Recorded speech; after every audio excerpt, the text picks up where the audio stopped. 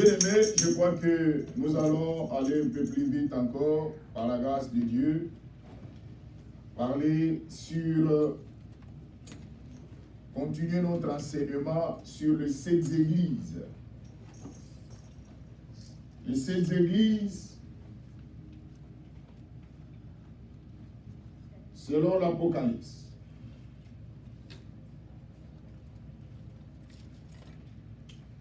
J'ai parlé, je crois que nous avons déjà commencé avec l'église d'Éphèse. Je vous ai dit que nous sommes en train de parler sur les 7 églises selon l'Apocalypse. Et j'ai dit à chaque enfant de Dieu va se situer de quelle église il est. Et je crois que ceux qui n'étaient pas avec nous, et même ceux qui ont manqué d'autres points, nous allons essayer de faire une petite récapitulation pour essayer de comprendre la pensée de la parole de Dieu. Nous sommes en train de parler sur les 7 églises, selon Apocalypse, chapitre 1, du verset 11. Je crois que ceux qui ont leur Bible, nous allons lire pour voir les 7 églises en question. Et je crois que ça va nous aider pour comprendre, selon l'Apocalypse, du chapitre 1. Regardez le verset 11. Là, la Bible explique les 7 églises. Qui disait, ce que tu vois, écris-le dans un livre et envoie-le aux 7 églises. À Éphèse, à Smyrne, Pergame, à Thyatire, à Sardes, à Philadelphie et à Laodicée. Voilà les 7 églises qui se trouvent dans l'Apocalypse, dans la Bible. Et je vous ai dit que l'église, nous sommes en train d'enseigner parce que nous ne voulons plus être des chrétiens flottant à tout vent de doctrines. Parce qu'aujourd'hui, nous avons plusieurs doctrines. Et lorsque nous, les enfants de Dieu, nous ne nous retournons pas dans la parole de Dieu, un jour, nous allons souffrir. Parce que l'apostasie est entrée dans le monde. L'apostasie a pris une ampleur que vous ne pouvez pas imaginer. Où vous allez voir quelqu'un qui reconnaît Jésus dans sa vie, mais des choses qu'il fait est à l'encontre avec la connaissance de Jésus. Et j'ai parlé aussi, je crois que je vous ai donné, selon Apocalypse chapitre 1, verset 11, sur les 7 églises. J'ai essayé aussi d'expliquer que c'était l'apôtre Jean. Et je crois que dans notre enseignement, nous sommes en train de parler. J'ai expliqué le livre d'Apocalypse comme notre introduction. J'ai expliqué aussi à ceux qui n'étaient pas avec nous sur l'apôtre Jean. Je crois que j'ai parlé que celui qui a eu la révélation, celui qui a eu l'inspiration, c'est l'apôtre Jean. Et j'ai parlé aussi, j'ai expliqué à la Bible, à l'église, selon la Bible, que nous avons au moins 4 Jean. Mais les gens parlent plus de 3 Jean. Parce que l'autre Jean, on ne fait pas mention à lui. Mais nous allons quand même essayer de parler de lui. C'est-à-dire les citer. J'ai parlé que nous avons le premier Jean qu'on appelle le Jean Baptiste. Qu'on appelle le baptiseur. Et je vous ai expliqué que Jean-Baptiste était le cousin de Jésus. J'ai parlé aussi des gens qu'on appelle apôtres de Jésus. Celui qui était fils de Zébédée, frère de Jacques.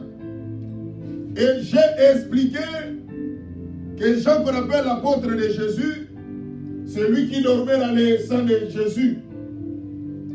Et nous avons aussi un autre Jean qu'on appelle surnommé Marc. Là, vous pouvez voir ça dans Marc.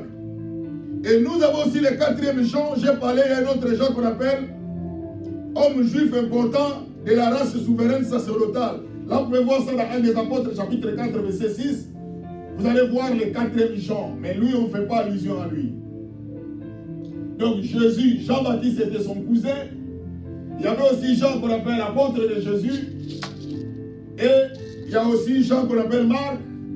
Et Jean qui vient de de la race souveraine sacerdotale. Et quand j'ai parlé que celui qui a eu la révélation, c'est lui, c'est Jean qu'on appelle l'apôtre de Jésus, parce qu'à cette époque-là, on persécutait l'Église, on combattait l'Église, et on faisait même mourir les gens de l'Église. Et Jean avait eu peur, il est allé à l'île de Patmos, il a fui, et de là que Dieu lui a révélé. Et je crois que l'île de Patmos, on dit, c'est la petite île rocheuse au sud de la mer Égée, à l'ouest de Milet. C'est la île que là-bas que l'apôtre Jean fit à l'exil. Et là, il écrivait l'Apocalypse. À la suite, il dit une vision. C'est-à-dire, c'est Dieu qui lui a révélé. Là, vous le verrez dans l'Apocalypse, chapitre 1, verset 9 à 10. C'est là que l'apôtre Jean a eu la révélation pour écrire l'Apocalypse. Et parmi les apôtres de Jésus, celui qui a vieilli aussi, c'était l'apôtre Jean. C'est lui qui était parmi le vieux. Parce que les autres, ils étaient déjà morts à cause de l'évangile. L'église, j'ai parlé aussi, comme la lettre était adressée à l'église. Et j'ai donné aussi la signification de l'église. J'ai donné plusieurs. Et j'ai parlé que l'église, dans l'Ancien Testament, parce que l'église a commencé dans l'Ancien Testament, on n'appelait pas l'église ecclésia, on l'appelait Kahal, c'est-à-dire l'assemblée dans le désert. Et quand les enfants d'Israël sortirent de l'Égypte, c'était l'assemblée, c'était une église. Et c'est vers l'an 70 qu'on a traduit l'église pour devenir ecclésia. Et de là aussi, j'ai expliqué à l'église que le mot ecclésia, c'est tout simplement que j'ai donné comme définition. Parce que d'abord, dans le Nouveau Testament, ecclésia n'était pas l'expression chrétienne. C'était tout simplement un groupement de gens, quand les gens se réunissent, comme les hommes politiques, comme les soldats, ils se réunissaient en ecclésia, selon la pensée du Nouveau Testament. Parce que vous devez savoir que l'Ancien Testament, c'est l'ombre, plutôt le Nouveau Testament, l'Ancien Testament, plutôt le Nouveau Testament, c'est l'ombre des choses à venir. Ce qui est écrit dans l'Ancien Testament, le Nouveau Testament, ce n'est que l'accomplissement. J'ai expliqué que l'Église, quand on parlait de l'Église, c'est-à-dire que les chrétiens, ils ont eu cette expression qui veut dire ecclésia. Ecclésia est divisée en deux. J'ai expliqué, il y a ce qu'on appelle la particule ek, appelée, et du verbe kaleo. C'est-à-dire un groupement de gens appelés ordre. Et c'est là qu'on appelle ecclésia. Et vous allez voir même Jésus, quand il parlait dans Matthieu chapitre 5, il dit, je bâtirai mon église. Quand Jésus a utilisé cette expression, pour nous expliquer d'abord que l'église est composée parce qu'on parlait la langue grecque. J'ai expliqué aussi à l'église, parce que le mot ecclésia, c'est la langue grecque. Parce que Jésus, à leur époque, il y avait trois langues. Il y avait l'hébreu, il y avait le grec et il y avait l'araméen. Et les trois langues avaient des significations. À l'époque de Jésus, il parlait la langue, c'était la langue araméenne. Les Seigneurs parlaient araméen. Mais la langue grecque, c'était la langue parce qu'à cette époque-là, ils étaient colonisés par les Romains. Et ils parlaient les Grecs. Et voilà pourquoi les Grecs étaient devenus la langue courante, la langue commerciale. Et de là que toute leur littérature était écrite en grec. Et si vous lisez les enfants de Dieu qui font des recherches, vous allez voir qu'il y a des chrétiens qu'on appelle plutôt les juifs de diaspora. Il y a des juifs qui sont allés dans d'autres pays, ils ont fui. Et ces juifs-là, ils ne connaissent plus la langue hébraïque. Ils ne connaissent plus leur langue parce qu'ils sont nés là-bas en diaspora. Et de là que, selon la version, ils vont créer la Bible qu'on appelle la Septante. Il y a une Bible, toute la Bible écrite en grec. Ils ont traduit cette Bible pour aider les Juifs de diaspora quand ils vont retourner en Israël selon la prophétie, pour qu'ils lisent la Bible parce qu'ils ne connaissent plus la langue de la Bible. Et je crois que j'ai expliqué que dans leur langue, donc Jésus parlait l'araméen, et l'araméen c'était la langue courante, la langue commerciale, et la langue qu'on appelle l'hébreu.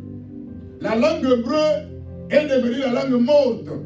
C'est une langue qu'on ne parlait plus, mais c'est réservé dans les rabbins, c'est-à-dire dans l'église. Donc, on faisait des services sacerdotaux en hébreu. Voilà pourquoi que vous allez voir quand Jésus est mort, dans l'écriteau. Là où Jésus est mort, on a écrit ça, c'est Lucie, le Fils de Dieu. En 3 langues. Et c'est pour cela que vous allez voir même la Bible que nous lisons, il y a d'autres paroles qui sont écrites en araméen. Telles que Razeya, Heli Heli, Lama Shabatan. Ce n'est pas en grec, c'est en araméen. Donc il y a aussi des tournures araméennes. Talita Kumi, c'est aussi en araméen. Donc c'est-à-dire il y a des versets, il y a des choses, vous allez trouver ça. Même dans l'Ancien Testament, il y a des parties qui sont écrites en araméen. Voilà pourquoi quand le Seigneur vous donne aussi l'occasion, nous en tant qu'enfants de Dieu, vous devez faire aussi l'effort, peut-être par la grâce de Dieu, d'apprendre l'hébreu, d'apprendre aussi le grec. Ça peut vous aider. Parce que la Bible que nous lisons, la Bible est traduite en français en 1498. Et vous allez voir que c'est pour cela que vous allez voir que lorsque vous lisez la Bible, vous devez faire trop attention. Parce qu'il y a d'autres choses.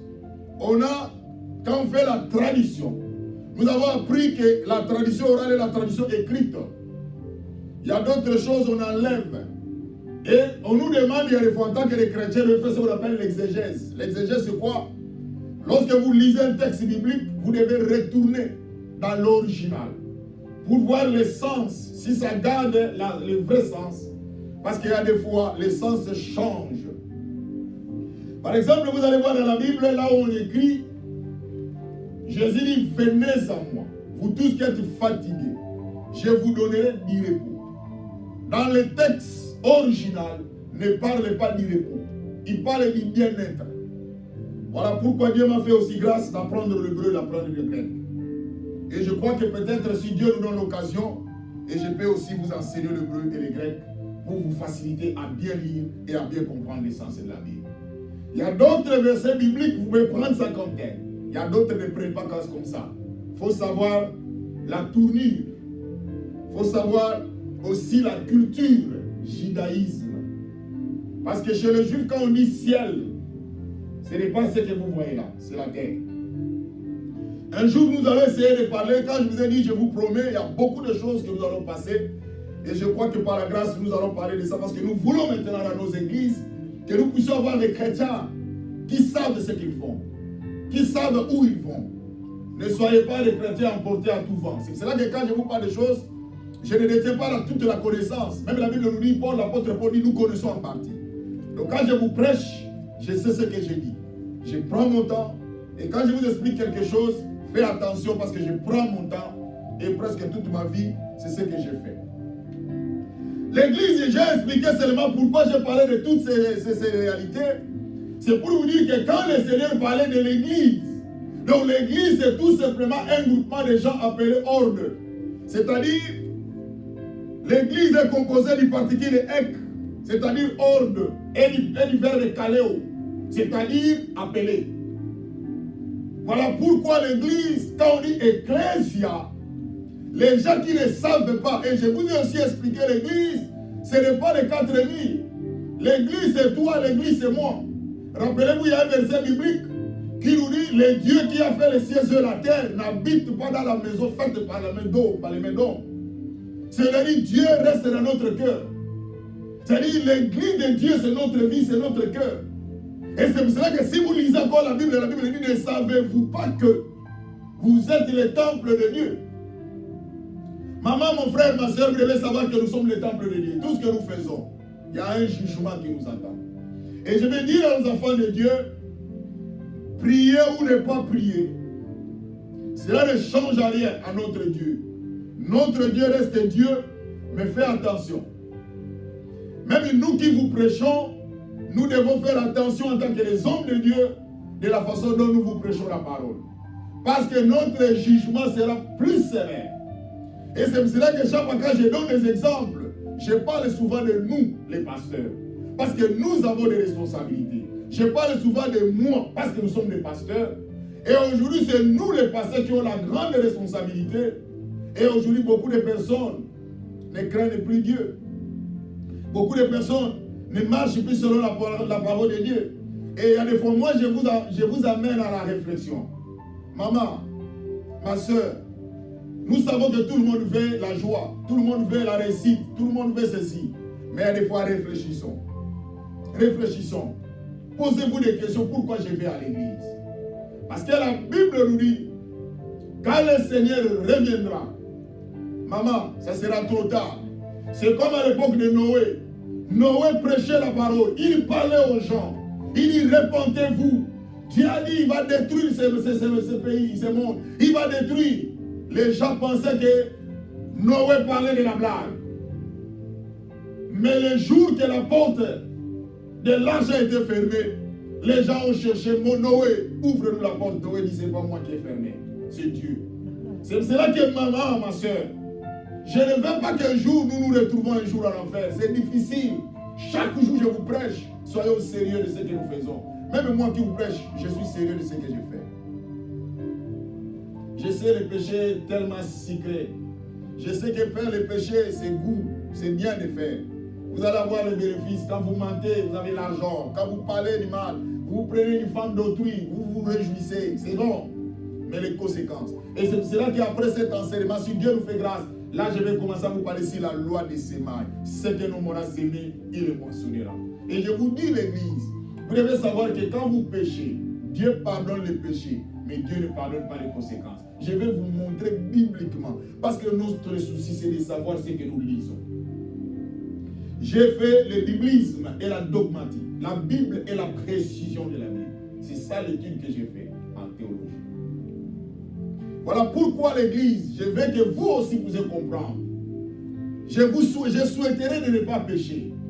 Je souhaiterais de faire l'effort, de fuir le mal. Parce que les conséquences sont vraiment dangereuses. Lisez dans la Bible et quand on va voir ensemble avec vous, vous allez voir. Dieu a pardonné, mais Dieu a frappé. Les conséquences, Dieu ne pardonne pas. Il faut faire attention. Tout ce que nous faisons, les conséquences t'attendent. Si tu n'as pas eu tes conséquences maintenant, tu auras ça. Parce que Dieu reste fidèle. Vous savez que dans ce monde, nous avons des arriérés de salaire. Il y a des fois tu travailles, on ne t'a pas payé. Tu es en retard de salaire, tu es en retard de ceci. Mais devant Dieu, il n'y a pas un retard. La frappe t'attend. L'église, c'est pour cela que notre devoir, c'est de vous dire la vérité. Même si nous allons rester 5 personnes dans l'église. Même si nous allons rester 10 parce que les gens ne veulent pas la vérité. J'ai lu même un verset biblique. Regardez ce verset avant de commencer parce que ça m'est arrivé en tête. Si nous pouvons lire ce verset ensemble avec vous, je crois que ça peut nous aider. Prenez Proverbe chapitre 27. Proverbe chapitre 27. Vous êtes dans la Bible? Regardez le verset 5 jusqu'au verset 7. Je vais lire. Proverbe 27. Du verset 5 à 7. Et nous allons sauter aussi. Nous allons lire 9 à 10. Et puis nous allons lire 12. Regardez ce que la Bible nous dit. Mieux vaut une réprimande ouverte qu'une amitié cachée. Les blessures d'un ami prouvent sa fidélité. Mais les baisers d'un ennemi sont trompeurs.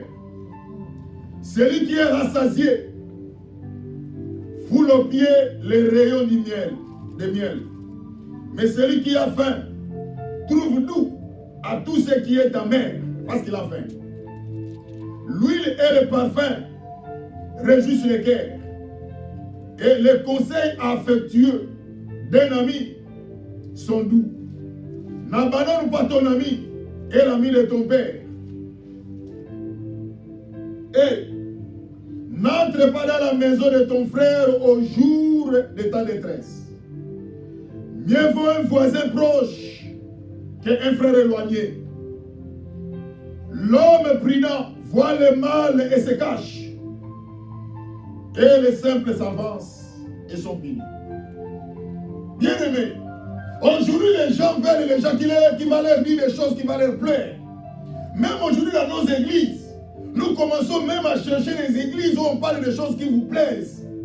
Vous ne voulez plus entendre les péchés. Vous ne voulez plus entendre qu'on parle du mal. Vous voulez qu'on vous parle des choses qui vous rendent heureux. Ma soeur, maman, l'église, ce n'est pas comme ça. Nous sommes ici pour vous aider. Moi, ça me fait très mal. Je vois aujourd'hui, et je vais vous dire aussi ici aujourd'hui l'église. Dieu m'a donné cette inspiration pour partager aussi avec vous. Je ne suis pas contre de quelle tribu tu viens. Tu peux être Muluba, tu peux être Mukongo, tu peux être Muswahili, tu peux être Mungala. Je ne suis pas contre ce que Dieu vous a donné. Mais n'amenez pas le tribalisme. Vous êtes en train d'aller loin. Vous allez vous arrêter quelque part. Tu peux dire non, parce que celui-ci c'est un Mukongo, c'est mon frère. Nous devons être ensemble. Non, vous vous détruisez. Les jours que tu vas mourir, quand le Seigneur reviendra, tu vas te réveiller pour raconter le Seigneur avec quelle tribu. Je crois que vous avez vos réponses. Parce que la Bible nous dit, les jours où le Seigneur reviendra, il n'y aura ni femme, ni homme. Je ne sais pas si vous savez cela. Il n'y aura ni femme, ni homme. De quelle tribu rencontrerez-vous le Seigneur? Donc pour vous dire que je vais vous dire, il faut bannir cet esprit-là. C'est pour cela, je parle de ça pour dire qu'en Jésus-Christ, nous sommes unis. En Jésus-Christ, nous sommes, que ce soit Mukongo, que ce soit Muluba, que ce soit Muswahili, que ce soit Mungala, nous tous, nous sommes un en Jésus. Voilà pourquoi dans l'église, il ne faut pas mettre cet accent ici. Il faut mettre ça loin de cette église. Parce que dans l'église, nous sommes un parce que nous attendons le Seigneur. Parce que le jour que tu vas mourir, le jour que tu vas te réveiller, que les gens ne vous trompent pas. Je ne sais pas de quelle tribu que tu vas te réveiller. Parce que la Bible dit, quand le Seigneur reviendra, par le son d'une trompette, les morts en Christ ressusciteront premièrement. Et nous les vivants, nous serons restés à la rencontre du Seigneur dans les airs. Quand nous allons rencontrer le Seigneur, si tu connaissais le Seigneur, de quelle tribu tu vas rencontrer le Seigneur? C'était juste une parenthèse. L'église, je voulais encore vous parler parce que je vais vous expliquer que l'église c'est un groupement de gens appelés ordre, c'est-à-dire nous sommes des gens qui vivent autrement. Faisons l'effort. Peut-être vous me posez la question parce que ce n'est pas facile. Maman, je sais que ce n'est pas facile. Mais il faut qu'il y ait de la volonté. Vous savez, dans la vie, il y a d'autres personnes qui réussissent seulement parce qu'il a la volonté. Et je vous ai donné aussi un exemple un jour. Je vous ai dit dans la vie, il y a des zéros. Il y a un zéro de celui qui n'a pas fait quelque chose, il a eu zéro. Il y a aussi un zéro de quelqu'un qui a essayé, mais il a eu zéro. Mais les deux personnages qui ont eu des deux zéros, ils n'ont pas la même expérience. Celui qui a essayé a eu zéro, malgré il a essayé, il a eu zéro, mais il garde l'expérience parce qu'il avait essayé. Mais celui qui n'a pas essayé et qui a eu zéro, il n'est pas la même avec celui qui a essayé. Dans la vie, je vais vous donner un courage. Essayons. Papa, essayons. Maman, il faut essayer, ma soeur. Un jour, nous étions au travail. On devait travailler dans une zone. Dans cette zone-là, il y a des jaquettes que vous devez mettre pour entrer dans notre zone, là où on travaille. Alors quand tout le monde sont entrés, tout le monde était avant moi, quand ils sont entrés, ils n'ont pas trouvé leur size. Donc il n'y a pas de jaquette qui les convient. Et ils sont sortis. Ils m'ont dit non, n'allez pas. Il n'y a rien là-bas. N'allez pas. Parce que nous sommes, tout le monde, c'est un nombre de 10 personnes. Ils sortaient. Il dit non, n'allez pas, ne te dérange pas, il n'y a rien là-bas. Ils m'ont dit ça. Mais quand ils m'ont dit j'ai accepté, mais je suis allé. Quand je suis entré dans cette salle-là, j'ai trouvé ma size. Là où eux n'ont pas trouvé leur size, moi j'ai trouvé. Je vais vous dire, Dieu m'a enseigné. Dans la vie, quelqu'un peut te dire non, moi j'ai essayé dans la vie. Moi j'ai travaillé dans cette compagnie, il n'y a rien. Bien aimé, tu l'écoutes. Lui n'est pas toi, toi tu n'es pas lui. Il faut essayer. Chaque personne a son étoile, chaque personne a sa route, chaque personne a sa destinée. Oh non, moi j'ai été déjà marié. Je te conseille, n'essayez pas, les hommes sont comme ça. Non, il te dit ça, oui, les hommes sont comme ça, moi je vais essayer. Non, moi j'ai déjà fait ceci. Non, maman, essayons, allez, c'est comme ça avec Dieu. Les gens te disent, non, moi j'ai prié, moi j'ai été déjà un pasteur, mais je ne prie plus, je me suis rétrogradé, parce que je sais cette voie, je sais comment. Maman, toi essaye. Voilà pourquoi je parle toujours aux enfants de Dieu. Moi j'ai fait ma part. Je suis là pour vous dire la vérité. Nous venons de lire ensemble avec vous, Proverbe. Il dit, il y a beaucoup de gens qui veulent que les amis qui leur parlent du bon, ils ne veulent pas que les amis là qui leur disent la vérité. Maman, laisse que les gens te disent des choses qui te blessent, qui te font du mal, ma soeur, papa.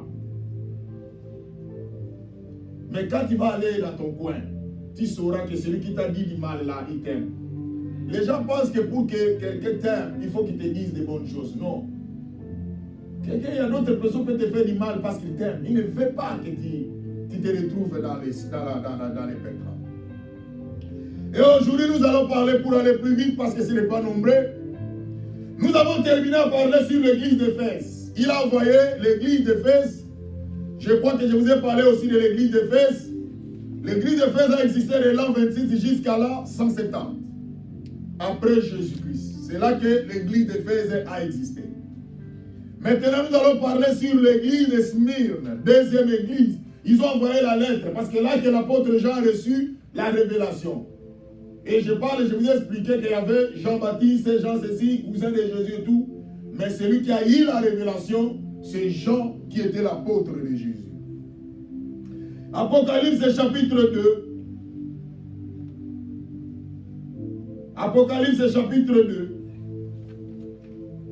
Maintenant, nous allons partir du verset 8. Parce que nous avons terminé de l'église d'Éphèse. Où j'ai donné aussi les explications. Vous pouvez aller lire ça. Dans l'église d'Éphèse, on avait lu du chapitre 2, 1 jusqu'à 8. À 7 plutôt.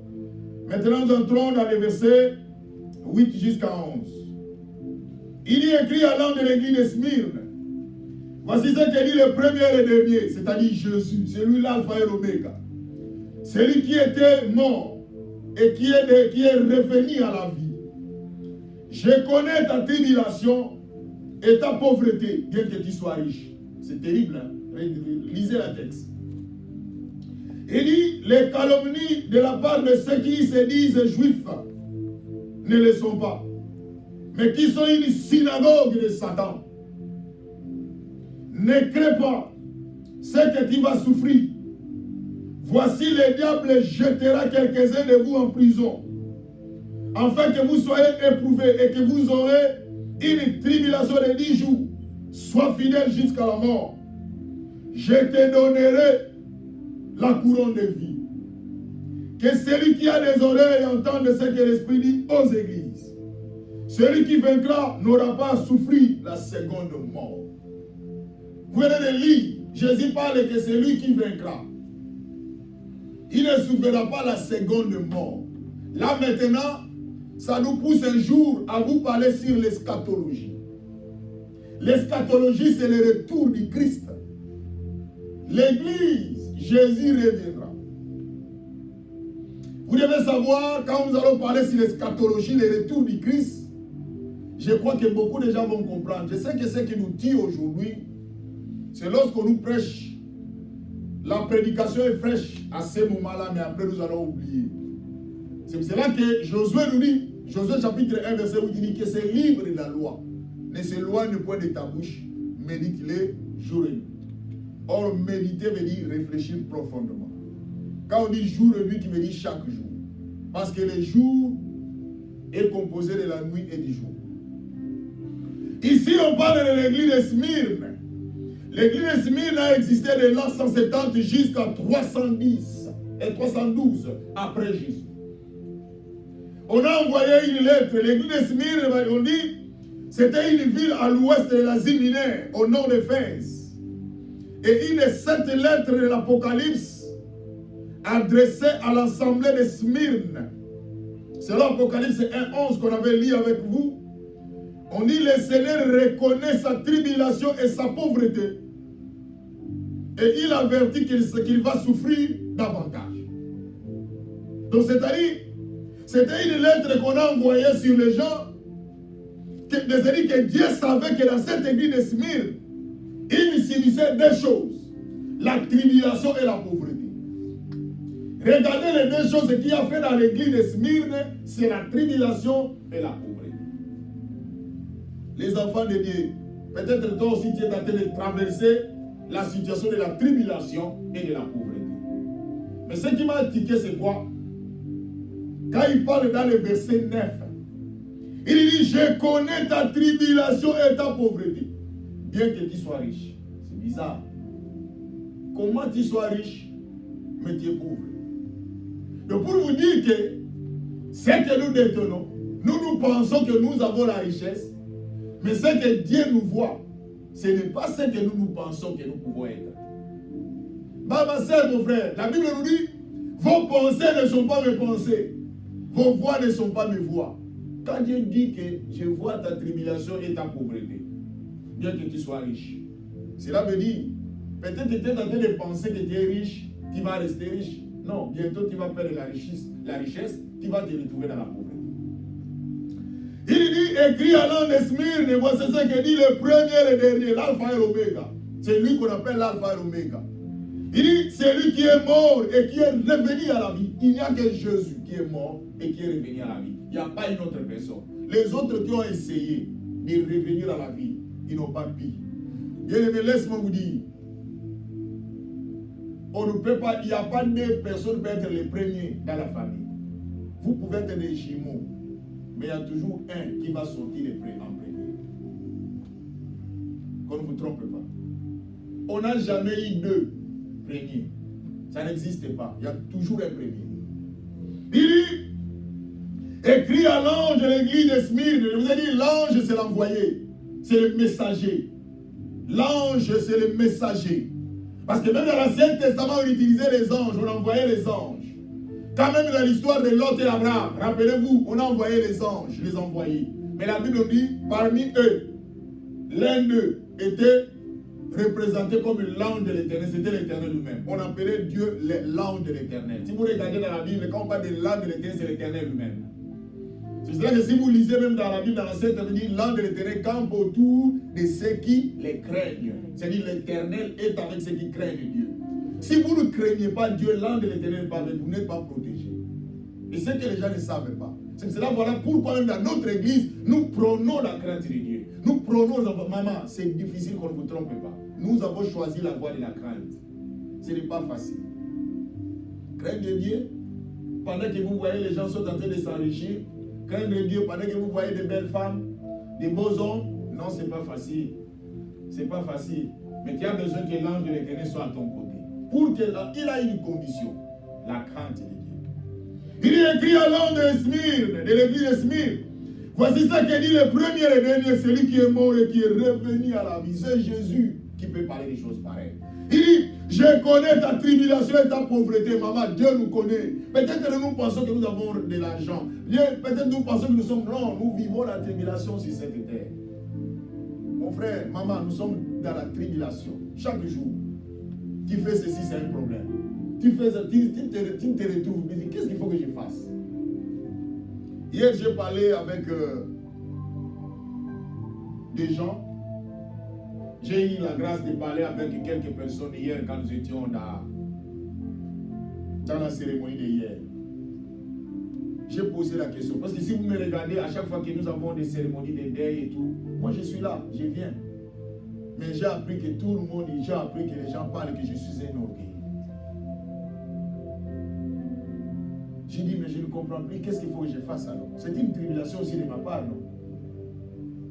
Je suis orgueilleux en quoi? Oh non, quand tu viens en retard. Quand les gens t'attendent, toi tu n'es pas là. Les gens m'attendaient.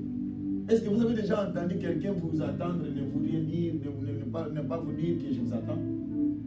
C'est bizarre. Non, mettons les choses à sa place. On ne sait plus quoi faire. Moi je dis non, il faut quand même que je sois là. Je suis là. Non, ça ne convient pas. Non, il faut être au moment où les gens t'attendent. Comment je saurais que vous m'attendez à ce moment-là? Comment je saurais? Dis-le-moi. C'est une tribulation quelque part. Mais c'est ce que nous vivons l'église. Peut-être moi de ma part, c'est ce que j'ai eu comme part. Parce que maintenant, je commence à me poser la question, j'ai fait un peu l'humour. J'ai dit, bon, je ne sais pas qu'est-ce qu'il faut que je fasse maintenant. Pour que les gens me voient. Maintenant, je vais faire un programme, commence à dormir dans les maisons des gens. Quelque part, c'était une tribulation. Peut-être moi, j'ai ma tribulation. Toi aussi, tu as ta tribulation. Peut-être si tu as ta tribulation dans ta famille, tout ce que tu fais, personne ne reconnaît. Tu peux envoyer de l'argent, tu peux aider, tu peux faire tout. À la fin, merci à monnaie des singes. C'est une tribulation aussi. La tribulation, c'est quoi? C'est faire souffrir quelqu'un. La tribulation, c'est quoi? C'est mettre une personne dans une situation difficile. Mais c'est ce que nous vivons aujourd'hui, maman.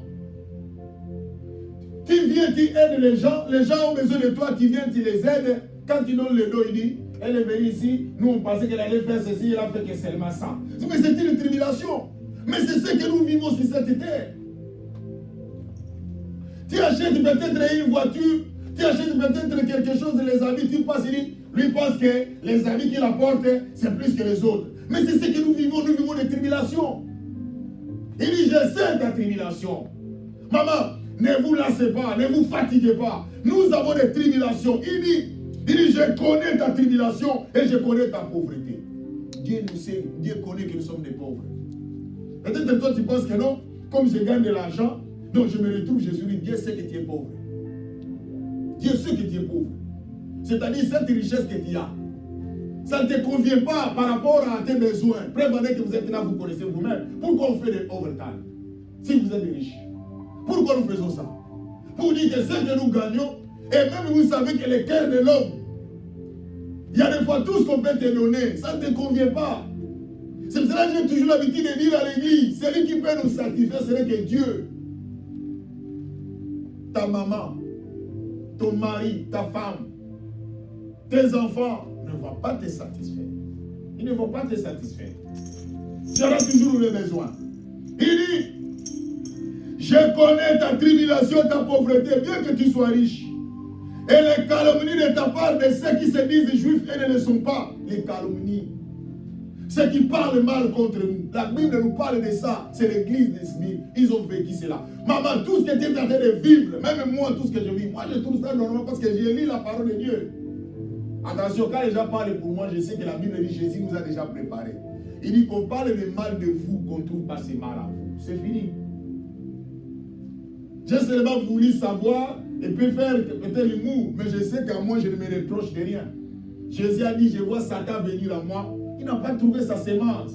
Maman, chaque jour, les gens parleront toujours. Il dit, je connais ta tribulation, ta pauvreté, bien que tu sois riche. Et les calomnies de la part de ceux qui se disent juifs et ne le sont pas. Et vous savez pourquoi il dit ceux qui se disent juifs? Parce qu'à cette époque de Paul, pour annoncer l'évangile, je crois que je vais vous trouver ces versets un jour, pour être apôtre, il faut être celui qui était avec Jésus. L'apôtre Paul a souffert de ces comportements aussi. Et il y a d'autres personnes, pour que tu sois accepté, il faut être juif. Et il dit, il y a des calomnies de la part de ceux qui se disent juifs et ne le sont pas. Mais nous avons aussi des calomnies de ceux qui se disent chrétiens qui ne le sont pas. Mais vous pensez que la plupart des gens qui parlent contre nous, qui parlent contre vous, ce sont qui? Ce sont les gens qui ne connaissent pas le Seigneur. Parce que celui qui connaît le Seigneur ne peut pas parler du mal de son frère, du mal de sa soeur. C'est ce que nous vivons, l'église. Ceux qui se disent chrétiens. Et vous allez voir la plupart de ces gens-là, ils vont à l'église. Je ne parle pas qu'ils vont à Jésus. Je parle qu'ils vont à l'église. Voilà pourquoi j'ai dit à l'église, ne venez pas à l'église, mais venez à Jésus. C'est ça la différence. Nous venons à l'église en lieu et place de venir à Jésus. Si quelqu'un vient à Jésus, sa vie va changer. Mais si quelqu'un vient à l'église, sa vie ne changera jamais. Quand je parle l'église, c'est-à-dire les 4 murs.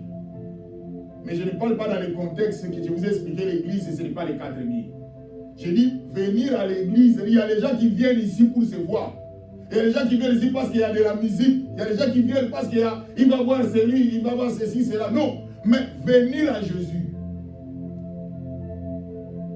Le jour que je vous ai donné aussi un exemple, quand nous étions en retraite, on était en train de prier. Je me rappelle, il y avait une prière dans notre communauté. C'était une prière de tout le monde. On était nombreux dans la grande salle. Et on va commencer la prière. On commence la prière à 0 heure.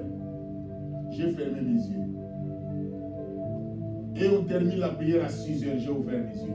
Il y a des gens qui étaient là, ils ne comprenaient pas. Ils disent, mais c'est quel type? Non, je suis venu pas vers vous. Je suis venu vers Jésus. C'est pour cela que vous voyez des gens, quand les autres prient, lui il regarde ceci, il regarde cela. Vous n'allez pas vous retrouver. Il y a des fois, il faut être sérieux. C'est comme quelqu'un qui va faire un engagement. Moi, j'ai commencé à être sérieux depuis toute ma vie, c'est comme ça que je suis. Et j'ai toujours l'habitude de vous dire cela. Demandez même à moi, pasteur vous dira. Quand nous étions même des fiancés, moi, je ne faisais pas des blagues. Je venais avec mon papier, avec mes points. Je viens avec mes points, je dis, nous allons parler, il y a 5 points du jour. Il y a les premiers points, deuxième point, troisième point. Vous demandez, va vous dire. Moi, c'est comme ça que je ne fais pas de blagues. Nous allons traiter ceci, et puis il y avait les divers.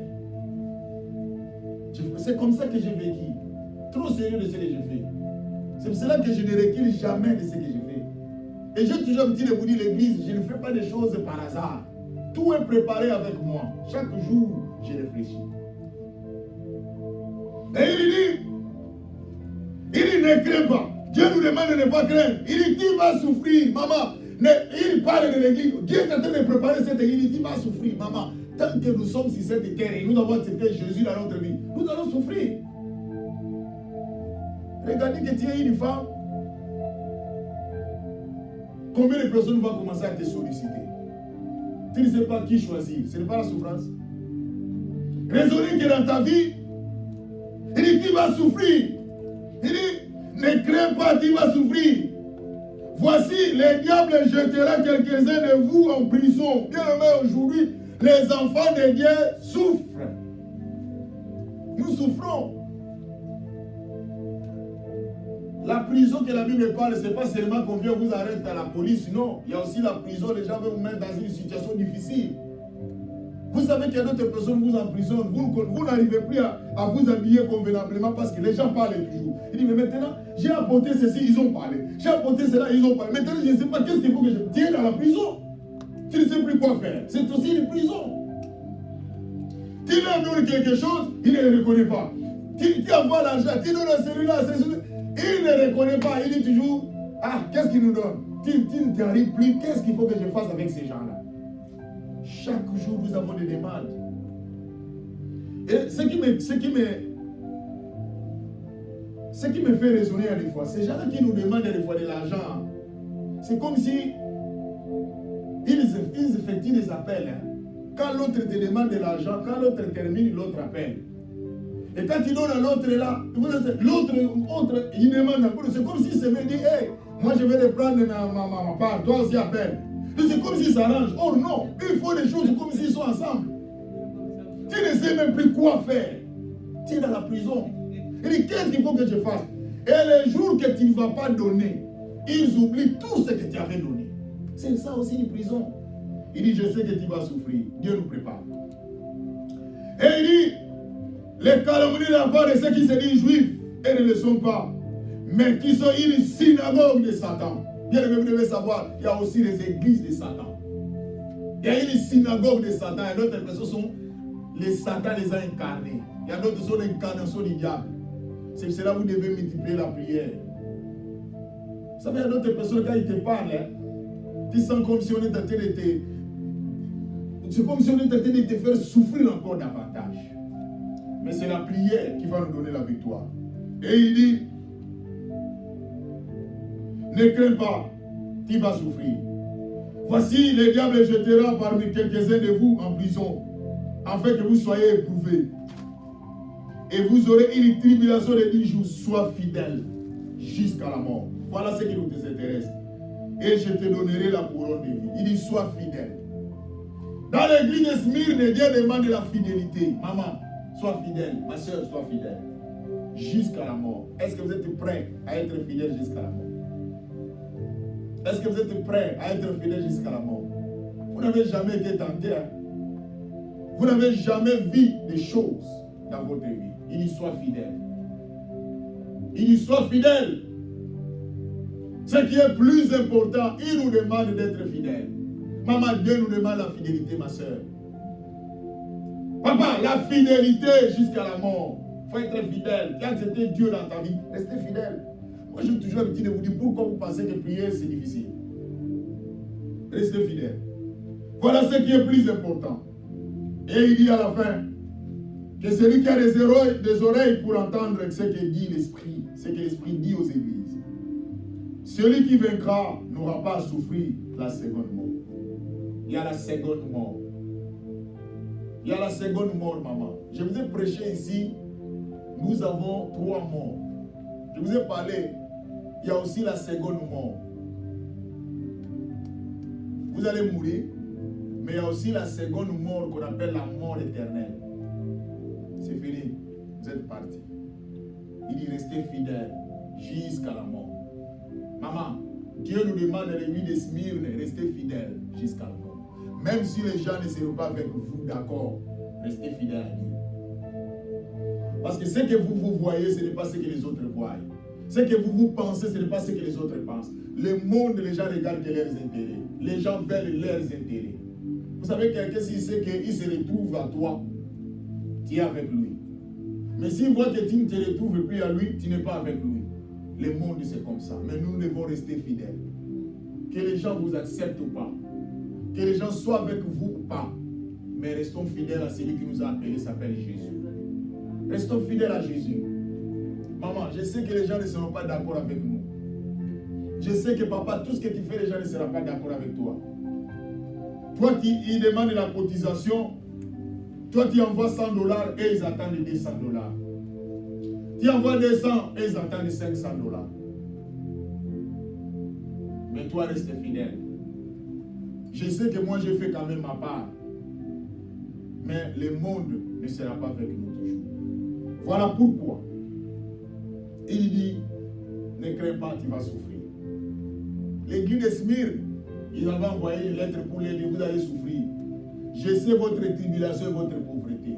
Maman, Dieu nous sait, Dieu sait que nous sommes en train de passer des moments difficiles. Très difficiles. Je parle avec quelqu'un, m'a dit, il dit, pasteur, non, les gens parlent beaucoup sur l'église. Le temps est arrivé maintenant, il faut quand même qu'on parle aussi. On leur explique la situation. Je sais, quelque part c'est la tribulation.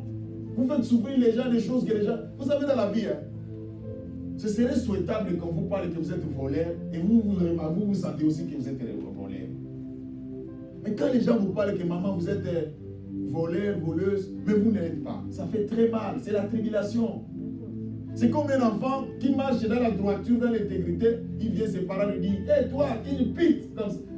C'est difficile. Vous êtes en train de torturer votre enfant. Vous savez, aujourd'hui, s'il y a des gens qui font le mal aujourd'hui, quelque part, ce sont les gens qui l'ont poussé à faire ça. C'est à cause de ce que vous avez fait comme comportement. Votre agissement, ça a poussé encore les autres. Vous savez, il y a des fois, tout ce que vous faites pour les autres, les gens ne voient pas ça. Vous êtes là. Quand les gens organisent des choses, vous venez, vous laissez votre maison, vous venez préparer pour eux, vous venez faire ceci pour eux.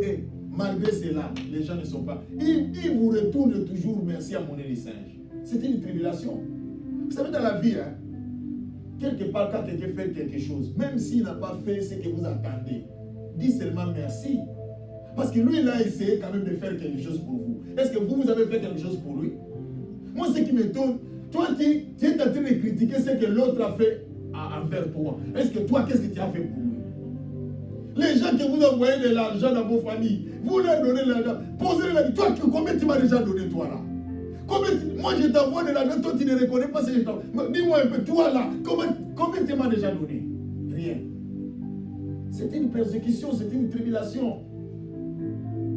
Voilà pourquoi l'Église. Aujourd'hui, Dieu nous a préparés. L'église de Smyrne, nous allons souffrir. Dieu connaît notre tribulation, connaît notre pauvreté. Maman, je vais te dire, mon frère.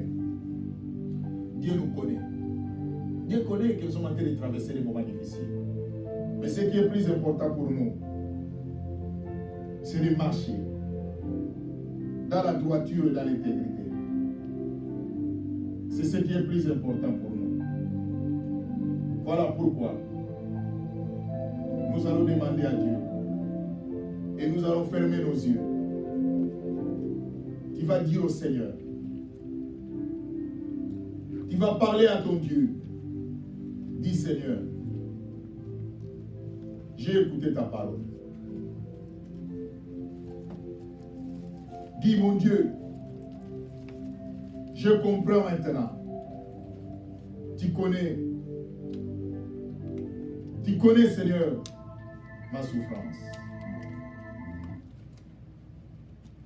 Parle au Seigneur. Prie le Seigneur. Dis, Seigneur, j'ai compris. Parle à ton Dieu.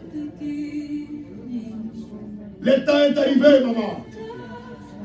Peut-être que tu ne savais pas, ma sœur, que Dieu te connaissait. Il connaît ta tribulation. Il connaît ta souffrance. Il connaît ta situation conjoncturelle. Dieu nous connaît. Dis, Seigneur, merci pour cet encouragement. Seigneur, merci pour cet encouragement, Seigneur. Merci, Jésus. Parle à ton Dieu. Maman, Dieu connaît tout ce que tu es en train de traverser, ma sœur.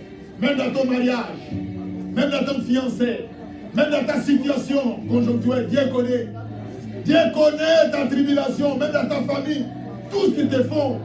Qu'est-ce qui ne parle pas, même dans cette église, qu'est-ce que les gens ne critiquent pas, Dieu connaît, il nous parle.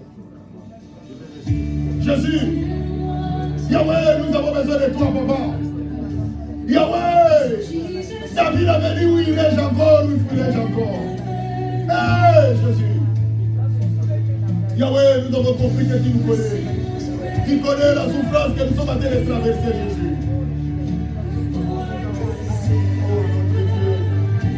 Oh, notre Dieu, notre Père. Jésus. Jésus. Alléluia, alléluia. Alléluia, alléluia. Paix. Marche avec nous, Jésus. Marche avec nous, papa. Yahweh, nous sommes dans la joie. Parce qu'aujourd'hui, tu viens de nous enseigner que l'église, l'esprit, tu connaissais leur situation, tu connaissais leur tribulation, tu savais qu'ils vont souffrir. Yahweh, tu sais que nous allons aussi souffrir. Tu nous as préparés. Aide-nous, Père.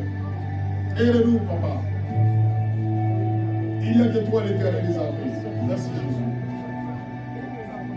Oh, Père, dans le nom de Jésus,